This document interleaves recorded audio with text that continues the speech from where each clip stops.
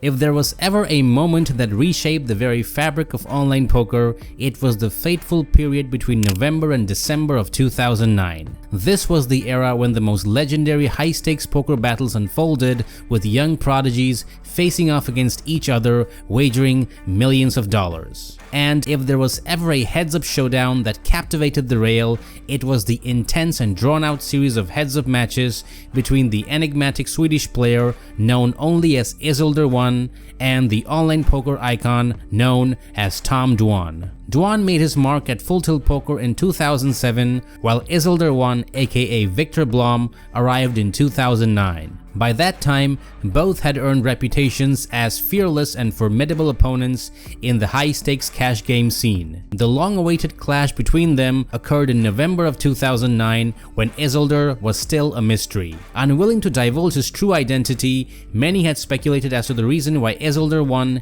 had shunned the spotlight in favor of anonymity. The consensus among the railbirds was that he wanted to avoid tax implications that came with playing on various sites. Up until that point, Tom Dwan was widely recognized as the player to beat in Heads Up No Limit. While a new wave of No Limit Hold'em talent, including players like Ike Haxton and Daniel Cates, were already emerging by 2009, none had the bankroll or the appetite to challenge Tom Dwan at the nosebleed stakes. Over the years leading to November of 2009, Dwan had amassed nearly $9 million in Full Tilt's No Limit Hold'em games. But everything was about to change with the arrival of Dwan. Day 1. The epic series of 500 1,000 heads-up games began on the afternoon of Sunday, November 8th and continued into the early hours of Monday, November 9th. Over several intense hours of multi-tabling, they played 7,500 hands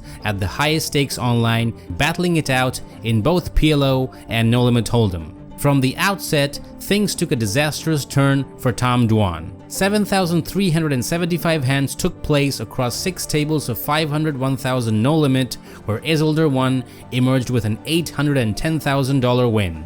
At the PLO tables, managed to secure a substantial $410,000 victory. Unsurprisingly, the biggest pot of the match went to The blinds were 500 1,000 with effective stack at $287,000. Dwan raised to 3,000 from the button, and as expected, aggressively 3-bet to 12,000. Dwan called, leading to a promising flop of Queen 8-5, which gave Dwan top set, while Dwan had pair with a backdoor flush draw. Let out for $15,000 and Dwan flat called. A 9 fell on the turn and wagered $36,000. Tom pushed all in with his remaining $260,000, seemingly either bluffing or semi-bluffing, likely hoping for some favorable outs on the river if the Swede decided to call. Did not hesitate much with his top set and called.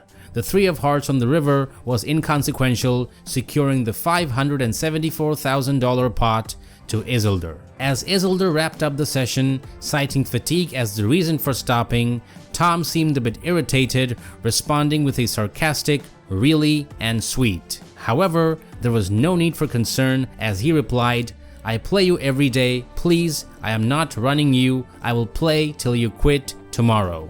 The match ignited discussions across poker forums. Few believed that the newcomer could truly challenge the reigning king of No Limit Hold'em, with many dismissing the win as just a flash in the pan. However, in the days that followed, they would soon realize that this was far from the truth. Day 2. On the evening of Monday, November 9th, and durrrr faced off once again across several tables of 500 1,000 No Limit Hold'em. This time, the pair played an astonishing 12,000 hands. The largest pot of the session went to Tom Dwan. Calling a 3-bet pre-flop with 8 deuce suited isn't the kind of thing which will make you a lot of money in the long run. On this occasion, however, durrrr gets lucky as he flops a flush against Isildur's top pair top kicker. Dwan still had outs to a higher flush, but the board bricks out and durrrr takes his massive $500,000 pot. Despite suffering a $1.2 million loss to Tom remained determined to reclaim his position, but the following day only brought another setback. When the session finally ended, Dwan had added another $592,000 to his bankroll. Things were not looking good for Tom. Not only had he taken another beating from Isildur, but he also lost $366,000 to Ilari Sahamias, who had joined the match for part of the session. Day 3. On Tuesday, the stakes climbed even higher, with 2 pots exceeding $600,000, including a record-setting pot of $695,000, the third largest ever played online at that time. Dwan was not down, however, and it looked like he could turn things around. Over $1.8 million down to Isildur in the last 2 days, he made a great start to another lengthy session, going $1.7 million up and bringing himself to almost even. But Blom executed a stunning comeback, a feat he is still renowned for today. Not only did he reclaim the $1.7 million he was losing in that session, but he also ended the session the next morning with an additional $858,000 in his bankroll. The colossal $695,000 pot went to Viktor Blom. Dwan held ace-king suited while Blom had pocket aces. With 2 such aggressive players, going all in pre-flop with ace-king is a standard play even with deep stacks. However, when ace-king runs into aces, the outcome is rarely favorable for the player with the weaker hand. Day 4. It was Wednesday and Dwan was playing in High Stakes Poker Season 6, so there was no action between them. Viktor Blom, however, was busy battling Patrick Antonius, Cole South, and Brian Townsend, but everyone was eagerly anticipating the continuation of the duel between Tom and Blom. Day 5. You had to admire Tom's resilience. He wasn't about to let his losses keep him down. The very next day, he was back at the tables, determined to turn things around. The battle continued, but Tom's efforts to escape his losing streak only led to more setbacks. In a brief session of just 3 hours, Isildur won dominated, securing an additional $700,000. This brought his total winnings over Tom Dwan in just 5 days to a staggering $3.4 million. Here is one of the most interesting hands they played that session. Viktor Blom held 10-7 suited while Tom Dwan held ace-jack off. Dwan opened the action with a $3,000 raise and Viktor 3-bet and Dwan called. The flop came 7-7-5, which was an excellent board for Blom. Known for his sometimes overly aggressive play, Isildur won check this time, perhaps trying to mix things up.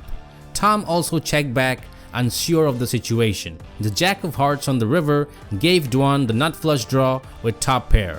Isildur checked again and Dwan bet $17,400. Isildur won, raised to $64,800, prompting Dwan to go all in for $160,000. In a tough spot, Viktor made a well-calculated call. The 8 of spades on the river did not change anything, and Isildur won strip sevens won him the $343,000 pot. The cumulative result was disastrous for Tom, marking the worst losing streak of his illustrious career. In the weeks that followed, the action continued with Isildur won eventually winning $5 million from Tom Dwan and reaching over $6 million in profit at Full Tilt Poker. However, a bankroll of that size inevitably attracted the attention of other top players. There was a lot of speculation as to who would be the one who would bust Isildur won. His insane willingness to play against anyone and everyone at the highest stakes available seemed like it could not end very well.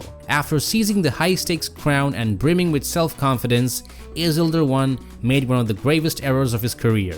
Despite having almost exclusively played No Limit Hold'em with minimal experience in Pot Limit Omaha, he agreed to a match from Patrick Antonius in PLO. This decision turned out to be disastrous as Isildur won lost $3 million to Patrick Antonius in just 1 day, marking the largest single-day loss ever recorded in online poker. The trouble continued as he lost $900,000 to Phil Ivey, but he bounced back, taking $1 million from Ilari Sahamias. In the weeks that followed, Isildur's winning remained around the $2 million mark until December 8th, 2009 that would go down as the biggest day in online poker history. What began as another incredible day for Isildur saw him win $470,000 from Jungleman and $722,000 from Brian Townsend at 501,000 PLO. However, things were about to take a drastic turn. In steps Brian Hastings,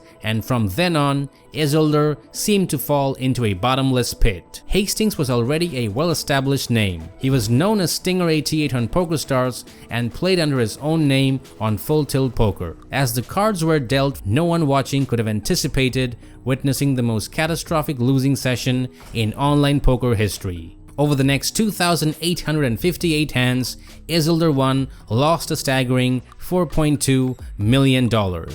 It was clear from the comments he made in the chat that he thought he was caught in a different universe. Hastings agreed to play 30 minutes more, but actually wound up playing closer to an additional hour, taking even more money off the Swedish pro before Isildur finally decided to call it a day. The sickest thing about this session is how good Brian Hastings was running, as Isildur finished the session with almost $3 million under EV. It's important to note that EV graphs don't capture the full picture of a session. They omit factors like coolers, which are significant in causing swings in all-in situations. This was the biggest hand of the session and also the biggest pot in Brian Hastings' career. In this hand, Isildur flopped top 2 pair, a hand typically strong in heads-up play. However, Brian Hastings found himself with an enormous draw, making him nearly a 2-to-1 favorite on the flop. When the turn card came, folding was never an option for Isildur, and he must have felt extremely frustrated when a 7 on the river completed Hastings straight. Hastings later admitted that it was an ideal situation for him and revealed that he had declined Isildur's challenge in No Limit Hold'em, believing that he had an edge in Pot Limit Omaha. To rub salt in his wounds, Brian Hastings gave an interview to ESPN shortly after his win, where he acknowledged the help of Brian Townsend. This turned out to be Brian Hastings' biggest mistake. The controversy began when Brian Townsend used prohibited data mining software to access hands that Isildur had played in the past. Players were not allowed to gather data from hands in which they were not personally involved, but Townsend chose to ignore this rule.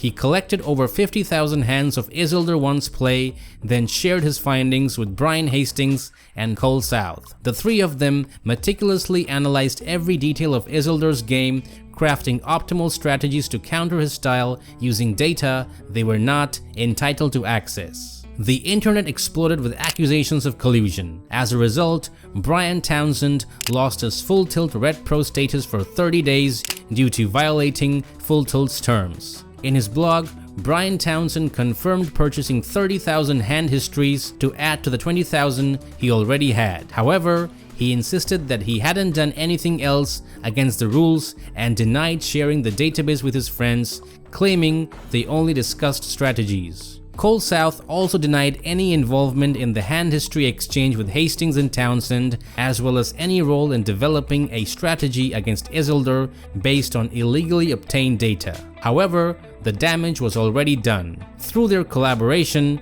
they collectively took over $5.6 million from Isildur 1. As a result, Isildur ended the year with over $2.6 million in losses, leaving him seemingly defeated either in spirit or bankroll. Following this devastating blow to his ego and finances, the Swedish player was seen participating in much lower stakes games such as 1020 PLO in an attempt to recover. During downswings, players moved down the limits. Viktor only did this when there was no other option left, that is, when he ran out of money. Isildur 1 made another run at the high stakes tables in 2010, but nothing since has matched the crazy 7-week run that turned the high stakes poker world upside down.